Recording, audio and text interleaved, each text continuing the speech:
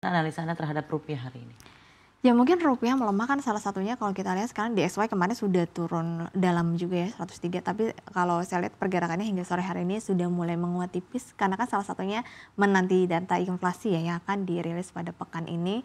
Dan kalau diprediksi memang untuk inflasi dari US sendiri diprediksi akan meningkat dari 2,9% menjadi 3%. Nah kalau inflasinya meningkat ya otomatis tidak ada alasan untuk The Fed untuk menurunkan suku bunga dong ya. Tentu saja mungkin The Fed akan kembali mempertahankan suku bunga, atau kalau inflasinya lebih tinggi dari ekspektasi 3% tadi, bisa jadi ya akan menaikkan suku bunga. Tentu saja itu bukan kabar yang baik untuk mata uang lainnya selain dolar gitu. Betul sekali. Jadi Anda juga melihatnya memang pergerakan dari rupiah masih akan cukup volatil dan Ya, meningkat lagi di volatile DXY. juga. Tapi seperti yang disampaikan ini kita masih nantikan tingkat dari inflasi Amerika Serikat ya yang akan menentukan bagaimana arah dari Yes. untuk rupiah dan juga Dari pasar rupiah ISG. keuangan. Oke. Di satu sisi bagaimana juga Anda melihat pengaruh kondisi geopolitik global terhadap pergerakan ISG, terutama dengan situasi di luar negeri seperti Amerika Serikat dan China. Apakah justru dengan ada ketidakpastian di global ini justru akan menjadi salah satu pengalih dari penerapan investasi yang dilakukan pelaku pasar tidak hanya di emerging market, tapi juga ke negara-negara seperti Indonesia?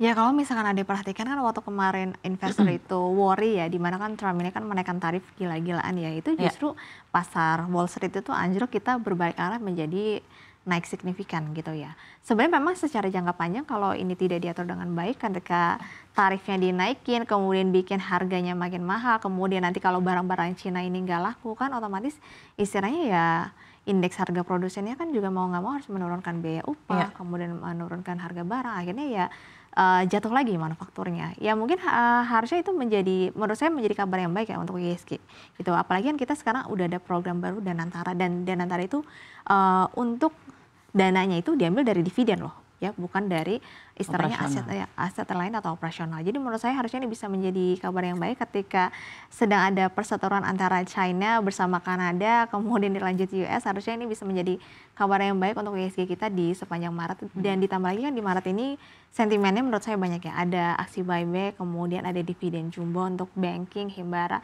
kemudian ditambah lagi ada momen Ramadan, Lebaran, beberapa sektor pasti akan tertopang. Menurut saya sih di Maret saya sangat optimis sekali ISG itu bisa ditutup di zona hijau, berbeda dengan bulan Februari yang kita di mana turunnya luar biasa hingga Ya, 8%. ya.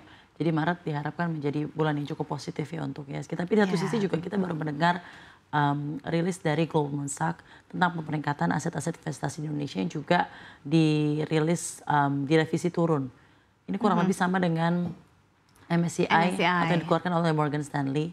Apa sebenarnya menurut Anda, Susi, menjadi pandangan tersendiri dari pemeringkat investasi global mengenai keadaan yang ada di pasar keuangan Indonesia, dan apa yang sebenarnya pengen mereka lihat di pasar keuangan Indonesia agar tentunya pemeringkat bisa memberikan nilai yang cukup baik untuk kinerja dari pasar-pasar saham kita, domestik dari segi regulasi ataupun keputusan-keputusan lainnya dari pemerintah? Ya, jadi sebenarnya kebijakan pemerintah kita tuh sekarang udah bagus, cuman kan hasilnya belum kelihatan gitu Mm, ya. Mungkin berbeda dengan regulasi yang ada di US, anggaplah tarif-tarif itu kan ketika berlaku dia langsung kelihatan ya, hasilnya. Tapi sementara kebijakan yang ada di pemerintah kita, contoh Danantara, sebenarnya ini ada program yang bagus, cuman kan efeknya adalah baru kelihatan itu di jangka panjang. Jadi oke. mungkin itu menjadi salah satu alasan kenapa makanya asing kabur dulu nih ke pasar yang lebih menarik. Ya itu kan salah satu likuiditas itu kan salah satu penilaian dari Goldman Sachs dan juga MSCI. Jadi ketika harga sahamnya turun karena asing melakukan penjualan, ya memang kondisi sahamnya belum baik, akhirnya diturunkan ratingnya. Padahal mungkin secara kinerja keuangan menurut saya masih cukup baik. Nah kemudian mungkin kalau yang ditambah dari aset keuangan tadi ada banyaknya surat utang yang memang diterbitkan BUMN di 10 hingga 20 tahun, ya memang diubah menjadi netral, mungkin karena ya memang surat utangnya belum cukup menarik. Tapi menurut saya kalau misalkan nanti dividennya sudah mulai diinfokan, menurut saya ini akan menjadi kabar baik terutama untuk saham-saham BUMN di sektor perbankan.